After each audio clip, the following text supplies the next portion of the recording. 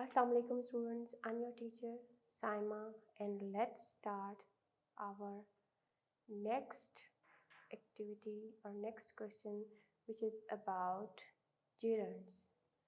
So let's try to understand what is gerund.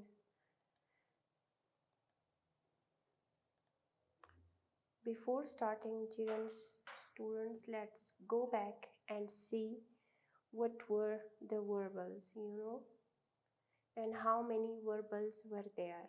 In the first chapter, we have read participles, then infinitives, now gerunds. So, what is a verbal? A verbal is a verb functioning as some other parts of speech, not as a verb but as another part of speech. So, there are three types of verbals: participles, gerunds, and infinitives. First of all let's remind, हमने chapter number 1 में जो participles पढ़े थे उनको देखते हैं कि आप participle is a verb functioning as an adjective, ताकि हमें इनका यूसेज अच्छी तरह से आ जाए। पार्टिसिपल एज एन एडजेक्टिव, तो एडजेक्टिव क्या है? Well, what is an adjective? So a word that modifies a noun और प्रोनाउन, ऐसा वर्ड जो कि नाउन और प्रोनाउन को मॉडिफाई करता है, दिस इज़ एन एडजेक्टिव। और एडजेक्टिव आंसर करता है किस क्वेश्चन को? Which one, how many, this type of questions जो आंसर करता है वो एडजेक्टिव कहलाता है। So participle is a verb functioning as an adjective. Participle क्या है? A verb functioning as an adjective, हमने फर्स्ट चैप्टर में पढ़ा था। There are two types of participles, past and present. Past participle जो है वो end होता है ed पे, और present participle end होता है ing पे। But if you remember, हमने participles बनाते हुए हमने जो है वो participles जो हम past participles बना रहे थे तो उनके rules भी हमने देखे थे, जिनमें याद होगा आपको कि इरेगुलर वर्ब्स जो कि एन, टी और ई एन पे भी उनकी एंडिंग होती है, examples torn, lost, written, etcetera. A raging fire destroyed the uninsured building. So ये जो दो रेड आपको नज़र आ रहे हैं ये क्या है? What kind of fire? Now see, ये जो है वो एडजेक्टिव का याद होगा कि कौन से क्वेश्चंस को एड्रेस करता है। What kind of fire? Raging. Present participle ing form, raging. Verb की फर्स्ट फॉर्म के साथ ing जब एज एन एडजेक्टिव यूज़ होता है तो वो पार्टिसिपल प्रेजेंट पार्टिसिपल है, और वर्ब की जो थर्ड फॉर्म है वो जो है वो हमारे पास पास्ट पार्टिसिपल, हम लोग इसको एज ए यूज़ करते हैं। तो ये what kind of, see which one, how many, what. So this is addressing what kind of building? Uninsured. So these are the two examples of present participle and past participle. अब आपको पता चलना चाहिए कि participle sentence में कौन सा है। The moving van was parked beneath the tree. So which one is and which participle it is? Moving is present participle. The beaten eggs are in the bowl on the counter by the microwave. Beaten eggs, of course, ये जो है वो past participle को indicate कर रही है। I enjoy freezing temperature in the winter. Now see, which one is the participle? Freezing. Very good. The growling dog scared away the children from the park. Which one is the participle and which participle? Growling and present participle it is. The whistling wind made an eerie sound at night. Now see, whistling. Okay, so there are participle phrases as well. What is a participle phrase? तो उसको समझने से पहले हमें पता क्या होना चाहिए, फ्रेज़ क्या होता है। A group of words functioning as a single part of speech. पूरा ग्रुप ऑफ वर्ड्स एक सिंगल पार्ट्स ऑफ स्पीच के तौर पर काम करेगा, वो पार्टिसिपल फ्रेज़ होगा। और वो जो पार्टिसिपल फ्रेज़ होगा ऑफ कोर्स वो एज एन एडजेक्टिव ही काम करेगा। A participle phrase is a participle with its modifiers and complements all working as an adjective. तमाम जो है वो एज एन एडजेक्टिव काम कर रहे हैं। एग्जाम्पल्स इसकी देख लें। The fire station located near by promptly responded to the fire. Now see, located is participle and located nearby, ये दोनों जो है वो एज एन एडजेक्टिव फंक्शन कर रहे हैं। Second one is we saw the hawk soaring effortlessly above us. Now ये जो रेड में आपको नज़र आ रहा है ये पूरा आपके पास पार्टिसिपल फ्रेज है। Select the words that form the participle phrase. Write the letter of the correct choice on your notebook. आप अपनी नोटबुक में इसको नोट करेंगे। मैं यहाँ पे प्रेजेंटेशंस चलाऊँगी ताकि आपकी अंडरस्टैंडिंग डेवलप हो कि आपको क्या समझ में आ रहा है।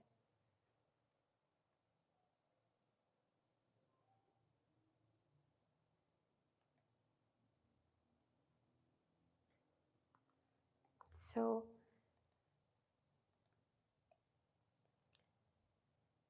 driving through the snow.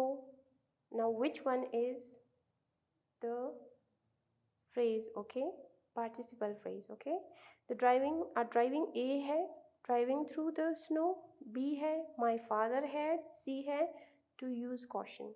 Now A जो है वो participle phrase है या B या C? You have to write it down, then I will display the answer. Okay, very good.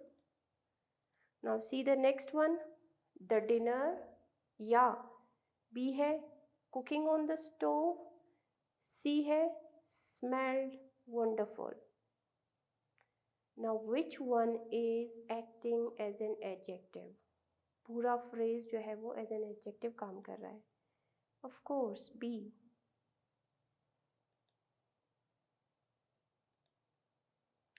Pushing the wagon up the hill, B है the paper boy, C है continue to deliver papers.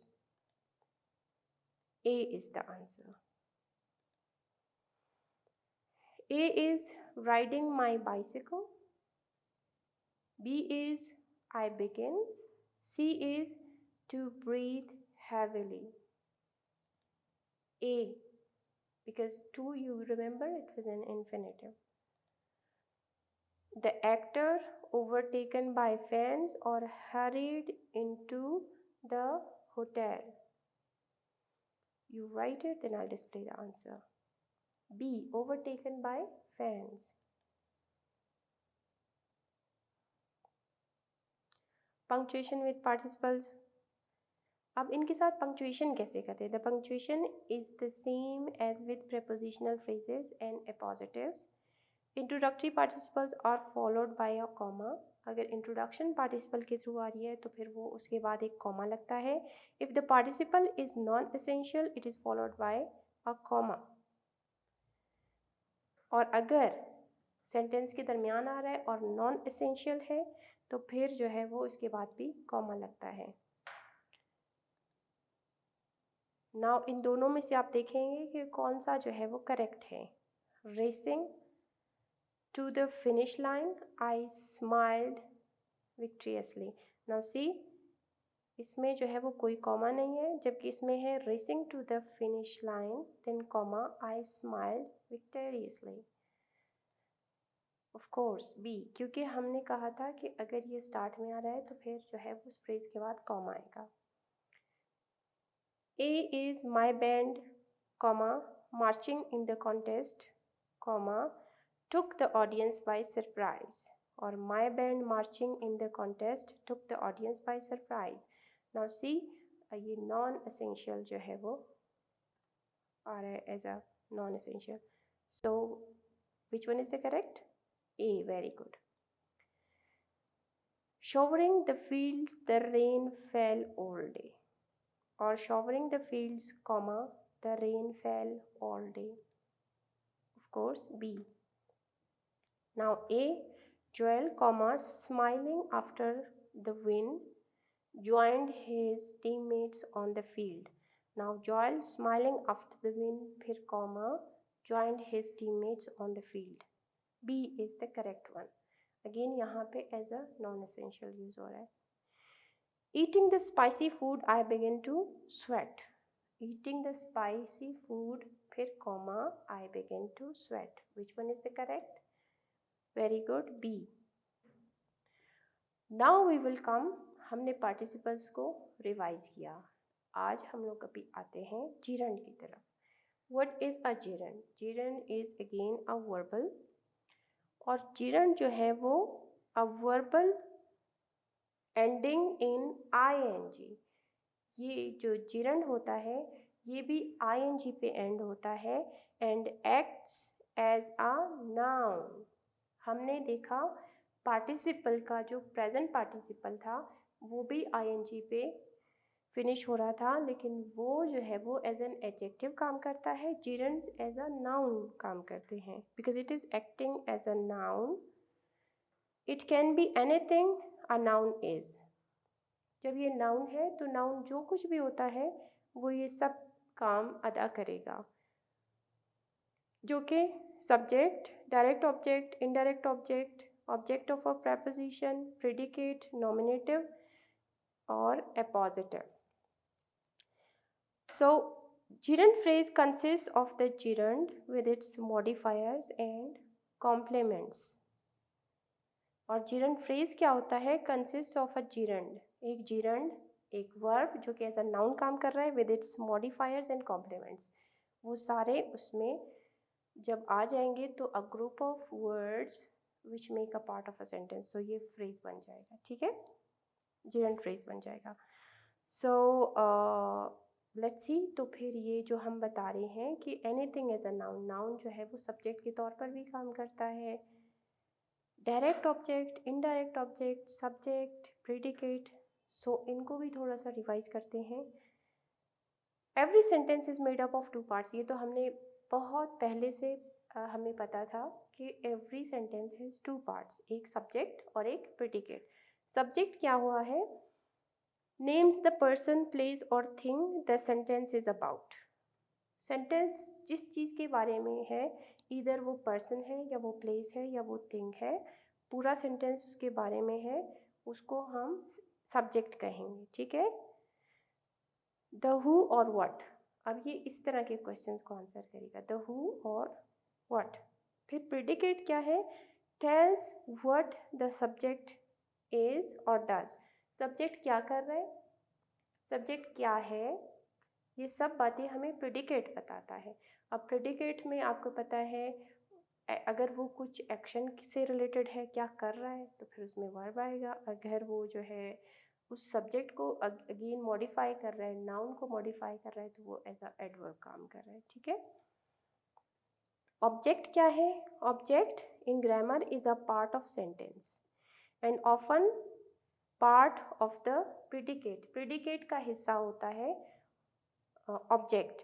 It refers to someone और something involved in the subject's performance. एक ऐसी चीज़ जो कि subject के performance में involve है of the verb.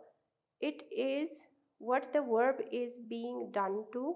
As an example नीचे देखें, सब्जेक्ट फिर वर्ब फिर ऑब्जेक्ट. अब सब्जेक्ट और प्रेडिकेट को अगर हम देखते हैं तो यहाँ पे है लीला और रोट द पोएम जो है वो प्रेडिकेट है. अब उस प्रेडिकेट का हिस्सा जो है वो ऑब्जेक्ट भी है, ठीक है, जो कि इसके जो है वो इन्वॉल्वमेंट को, इसकी परफॉर्मेंस के बारे में है द पोएम, ठीक है, परफॉर्मेंस ऑफ द वर्ब.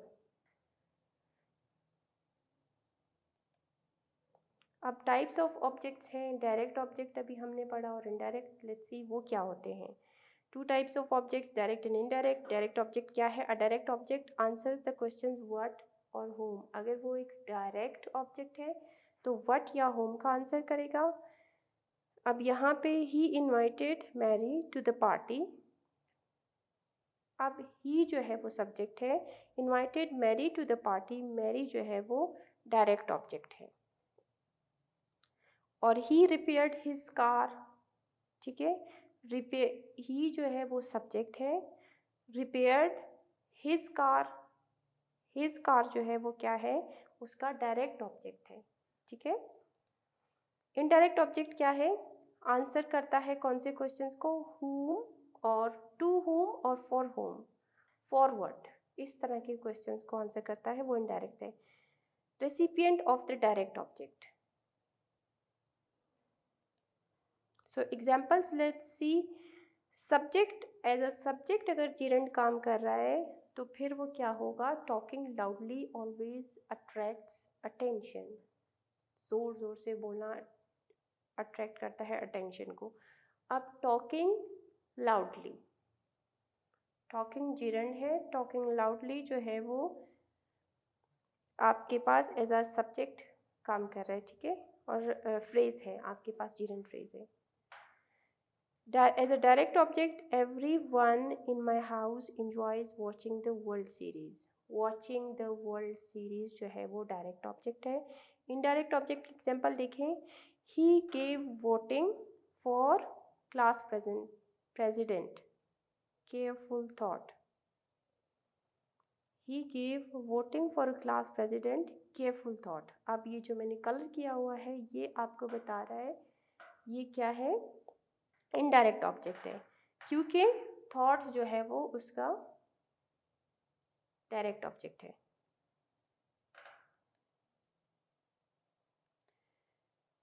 अब ये देखें, ऑब्जेक्ट ऑफ अ प्रेपोजिशन भी हमने कहा कि वो काम करता है, तो वो किस तरह, she worked 8 hours without taking a break,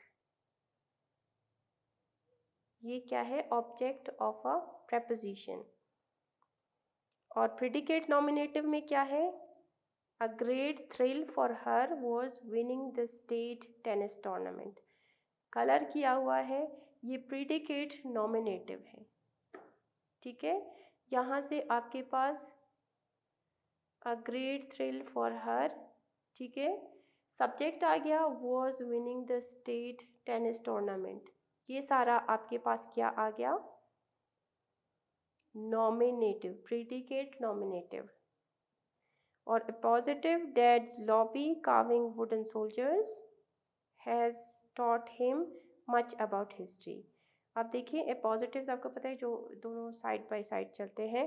so dads hobby के बाद जो है वो carving wooden soldiers has taught him. अब ये carving wooden soldiers, verb with ING form और उसके मॉडिफायर्स, ये क्या है, एज अ नाउन काम कर रहे हैं, लेकिन है क्या, gerund phrases. Possessive form of a noun or a pronoun is used before a gerund and is considered part of a gerund. अब यहाँ पे एक एग्जाम्पल है हमारे पास, Mrs Iqbal insist on your typing और कंपोजिशन।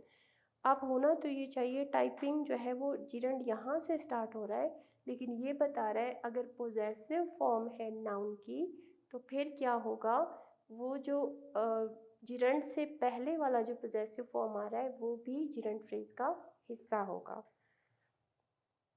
अब आपने जिरंड को फाइंड आउट करना है, क्योंकि ये नाउन्स होते हैं और नाउन्स के डिफरेंट फंक्शंस परफॉर्म करते हैं, ठीक है। Horseback riding has many benefits for people with disabilities. See, horseback riding जो है वो यहाँ पे है और ये काम क्या कर रहा है, as a subject. People with disabilities or emotional problems can enjoy moving around. Now you have to write down, और फिर आप क्या समझते हैं कि इस सेंटेंस में जिरंड फ्रेज कौन सा है और क्या काम परफॉर्म कर रहा है।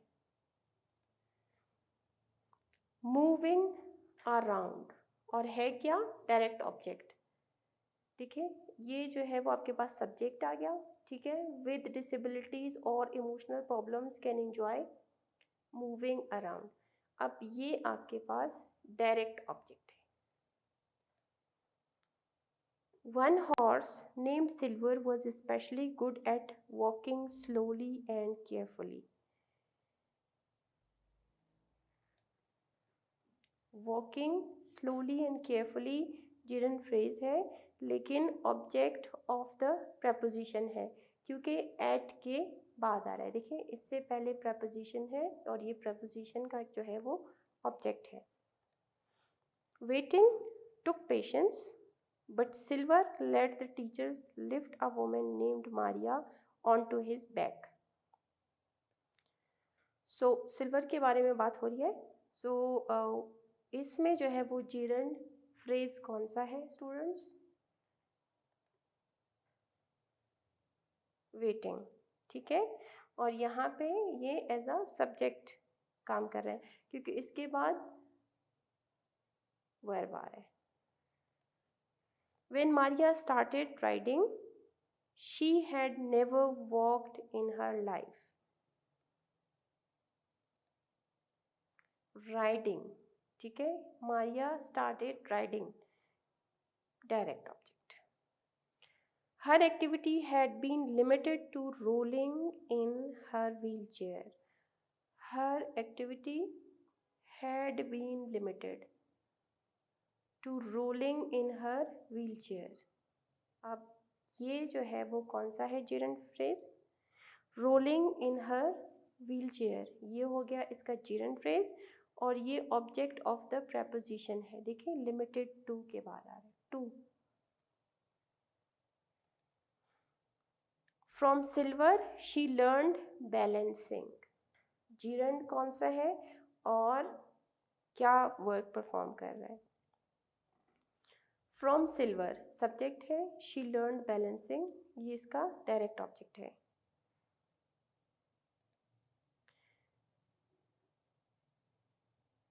She, after building her strength, she could even walk with a little help. So, students see where is gerund and what work it's performing. Very good. Building her strength जो है वो gerund है और object of the preposition after. ठीक है? Silver contributed to Maria's healing.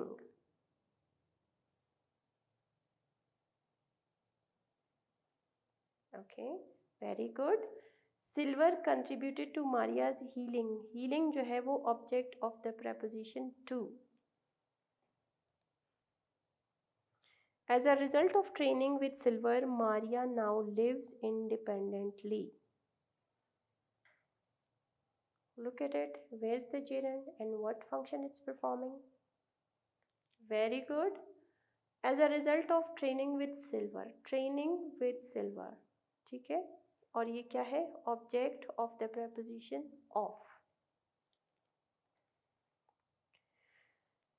So let's go back. Then what was infinitive, ताकि हम इनको मिक्स ना करें। मैंने आपको बताया कि I am going to give you the revise of all of them. ये हो गया हमारे पास gerund।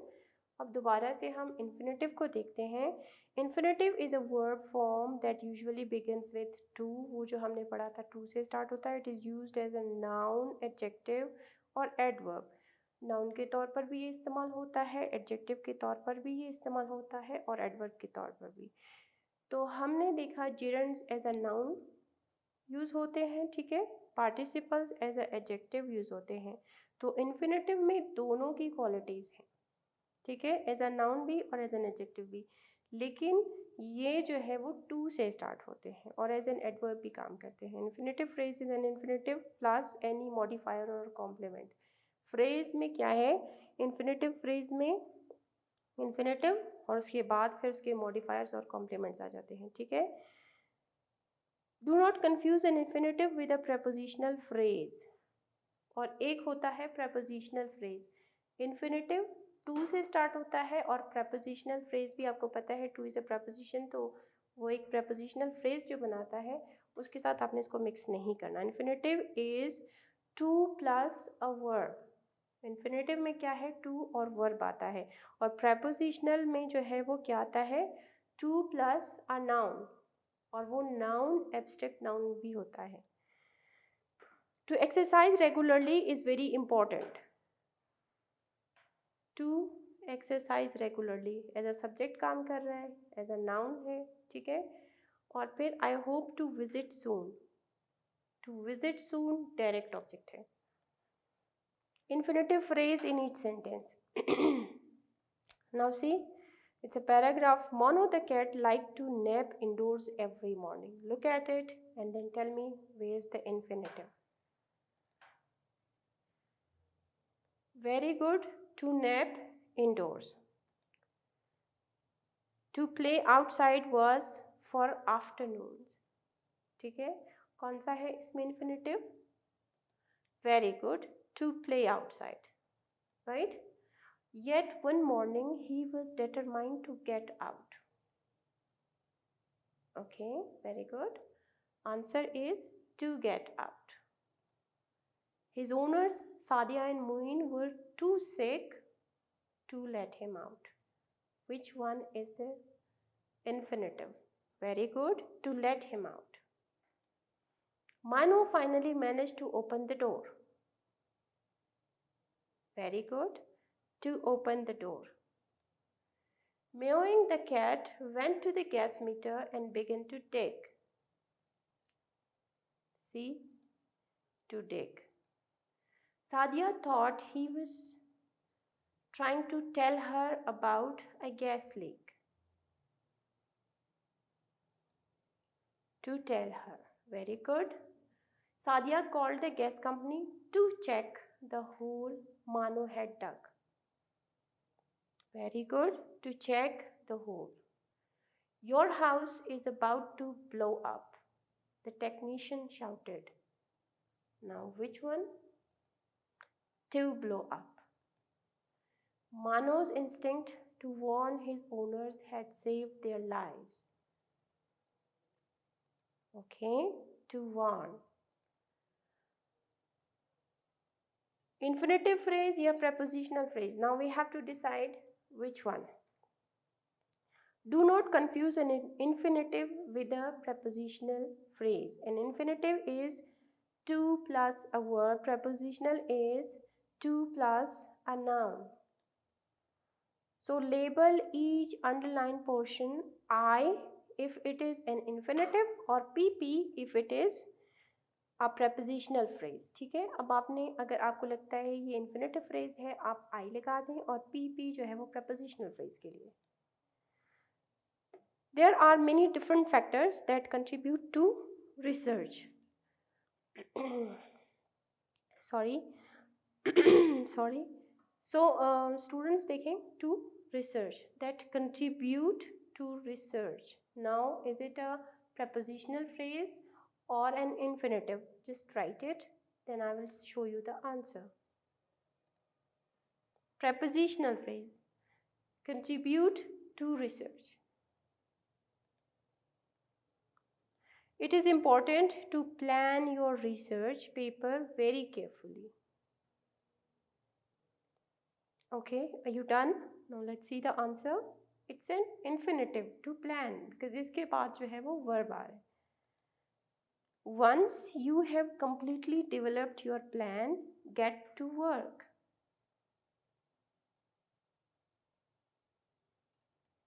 It's an infinitive, get to work. काम के लिए निकलो, ऐसा verb use हो रहा है. To research for any topic will require some supplies. To research for any topic. Students, write it. The answer is infinitive. To research is telling you as a verb.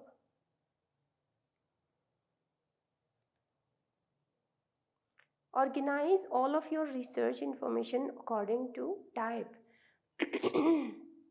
According to type, type यहाँ पे as a verb use हो रहा है या as a noun use हो रहा है.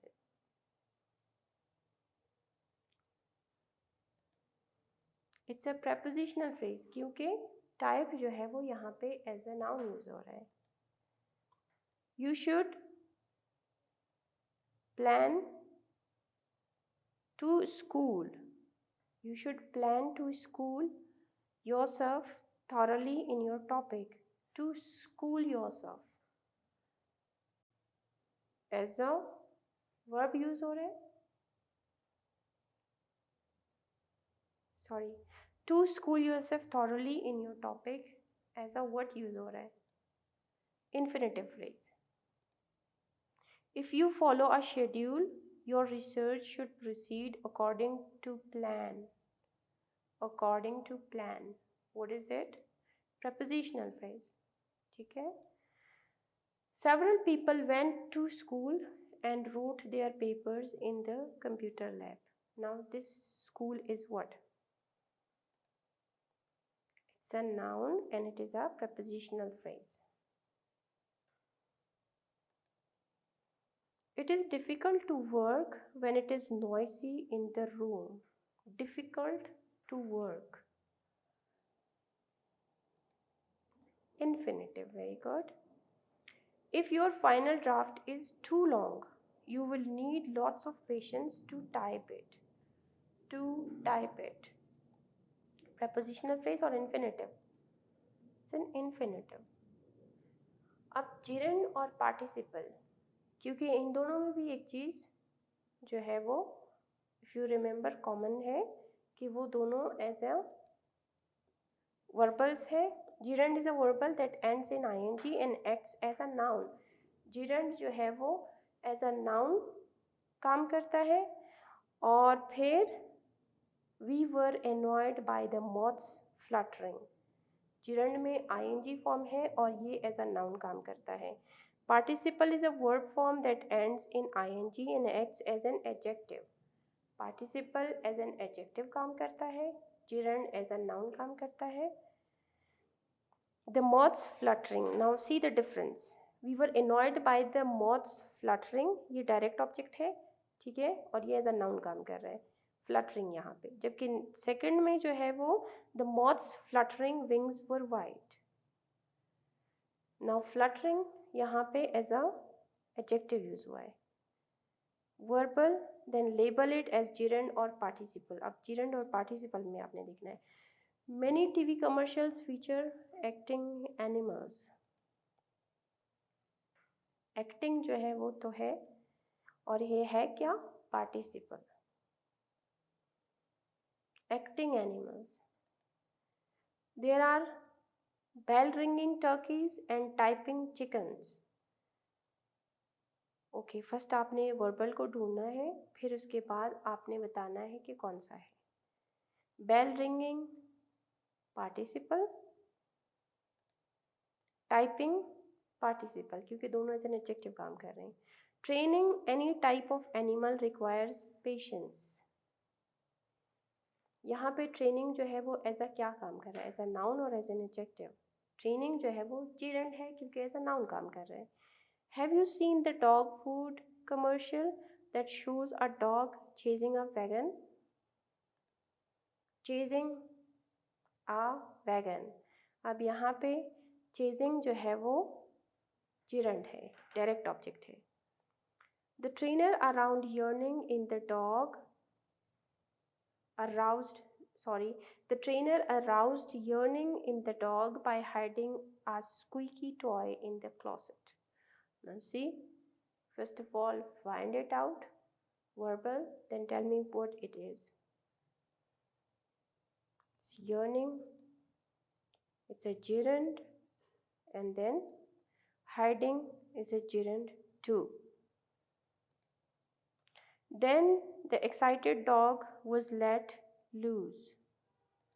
Excited participle है, ठीक है, past participle है.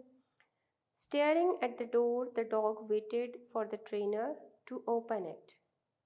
See students, इसमें कौन कौन से verbals हैं और कौन से जो है वो कौन सा verbal है. Staring at the door जो है वो participle है. Waited जो है वो आपको पता है वो भी participle है. In the finished commercial, the wagon disappears right through the cabinet door. Okay, very good. Finished is the participle.